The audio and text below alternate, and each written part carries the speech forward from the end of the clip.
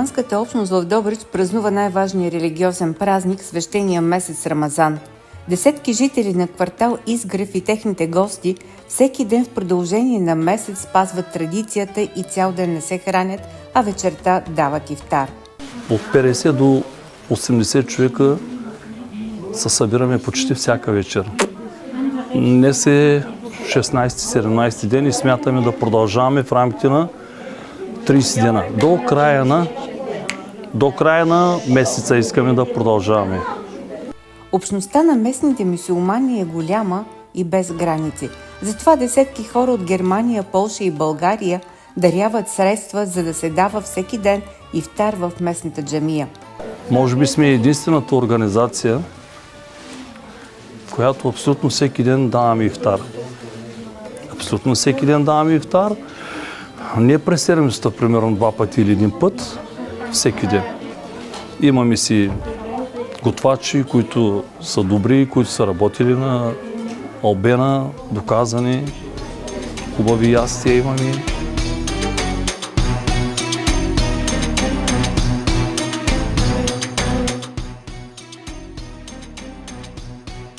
На трапезата всяка вечер присъстват месо, понякога и 2 вида – пилешко и шилешко.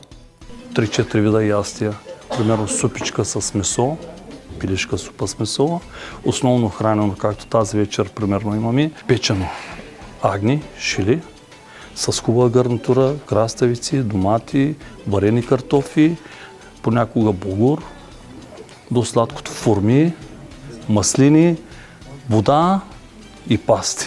Вярата е по-силна от всяка пречка, затова Ерго и неговите приятели възстановяват джамията в квартала, където днес дават ифтар.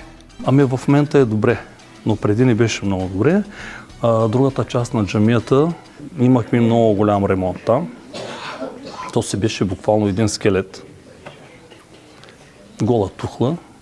Организирахме са приятели от чужбина, за което сърдечно им благодарят на нашите приятели. С дарения направихме ремонта.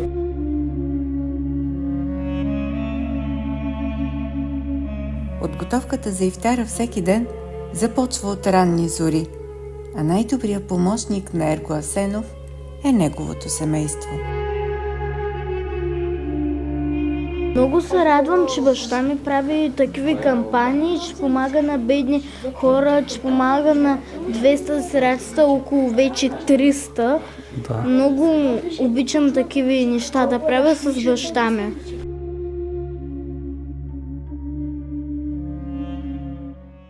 Всичко дължа на тях.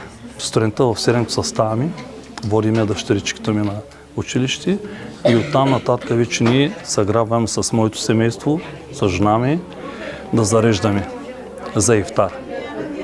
Да зареждаме някъде до 11 часа, 12 часа с продукти, с всичко, вече ги предоставяме на готвачите.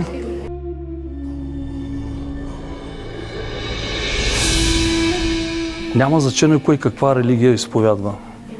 Вратите на джамията са отворени. Дали е християнин, дали е будист, дали е мюсюлманин, вратите са отворени.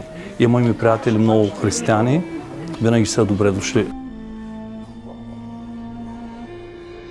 Благодаря ви сърдечно, бъдете живи и здрави, нека Бог Аллах да ви благослови.